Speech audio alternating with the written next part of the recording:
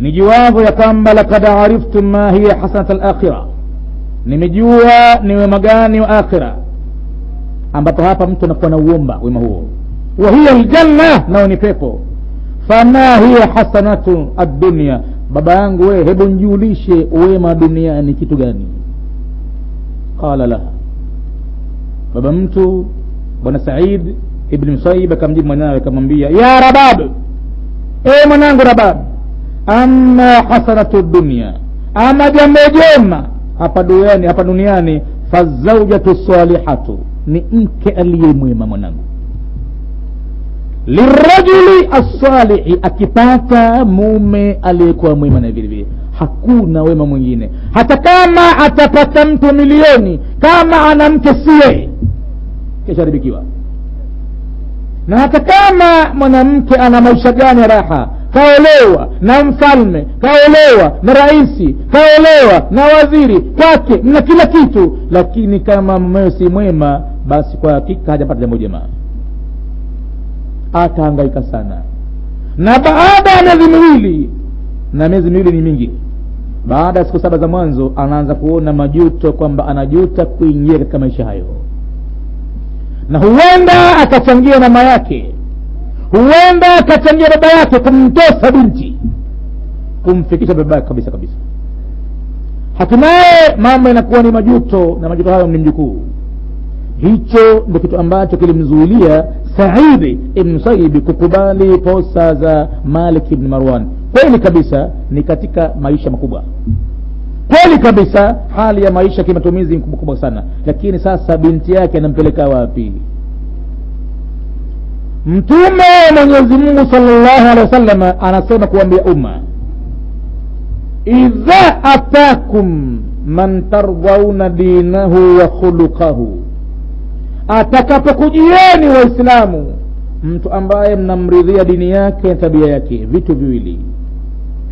Mtume anasema hivi, na yeye akisema si kama imemjia tu basi ni shai ya kwamba aseme tu, hapana. Mola wake anasema, wama yantiku anil hawa, hata mtu Muhammad kwa sababu anatamania kusema in huwa, hayakuwa yasemayo illa wahyun yuha, isipokuwa ni ufunuo wa wahi ambao umefunuliwa kwa yeye. Na katika ufunuo huo ina maana Mwenyezi Mungu ndivyo atakavyo.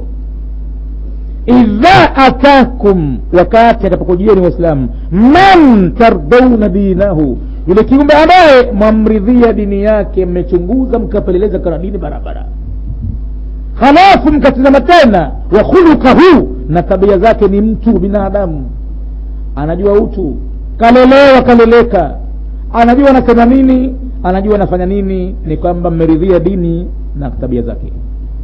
Wasia Mtume, fazawijuhu, muozesheni huyu, mpeni mke huyu. Na huyo ndo anafaa kabisa kwamba yeye akaitwa baba wa watoto, anafaa sana kabisa. Illa tasaluhu, na kama hamkufanya hivyo, takun fitnatun fil ardi wa fasadun kabir, itatokezea fitna kubwa sana duniani na maharibiko ambayo hayana mwisho wake, makubwa mno.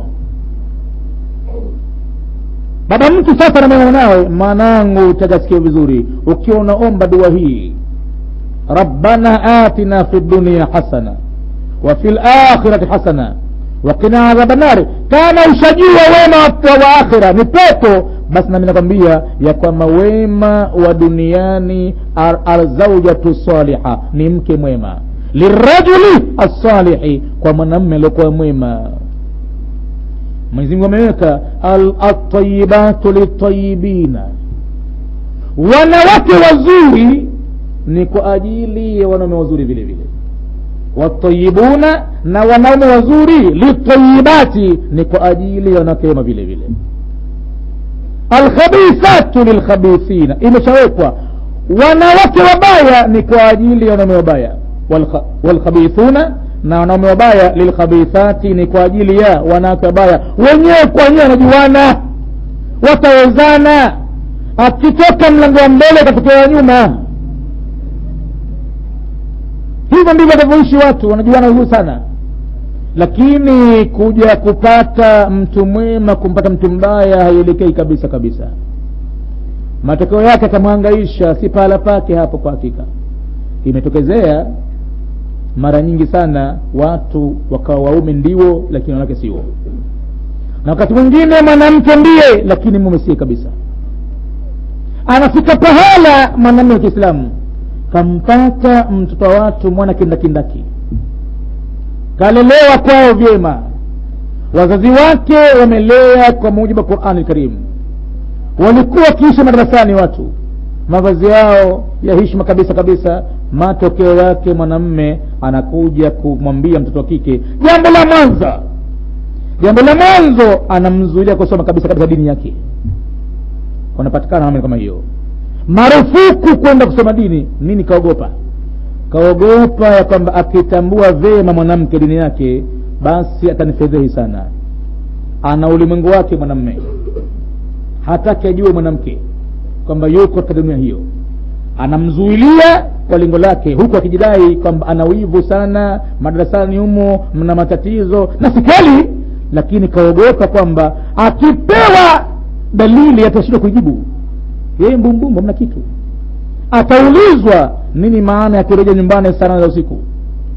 Siku ya kwanza atadai nilikuwa katika overtime, kazi ya usiku na hivi na hivi, lakini mama siku moja atakwenda kuna baadhi ya kazi atashindwa kujibu, na mtoto mwanamke atamzidi kwa hoja.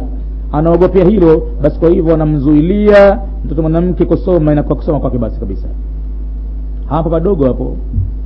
Kuna mwingine mwanamume anamwambia na wewe usikusali wewe swala, sitaki nione mimi nyumbani ngangu habari kama hii. Kama mtoto mwanamume anaikanyakanyaga misala yake mtoto kike, anaivuruga na ni kwamba anamzuilia kumsujudia Mola wake. Anategemea nini sasa matokeo yake? Awe na nani? Hashukuru yeye kumpata mtoto ambaye amekuja na kila kidini. Matokeo yake na nyumba vile vile humharibikia. Mwanamke anajuta kwenda katika nyumba hiyo, hana nafasi tena, na ni kwamba ule umri wote aliotumia katika dini ya Mwenyezi Mungu sasa utapatia bure, amekuja katika maisha mengine kabisa kabisa.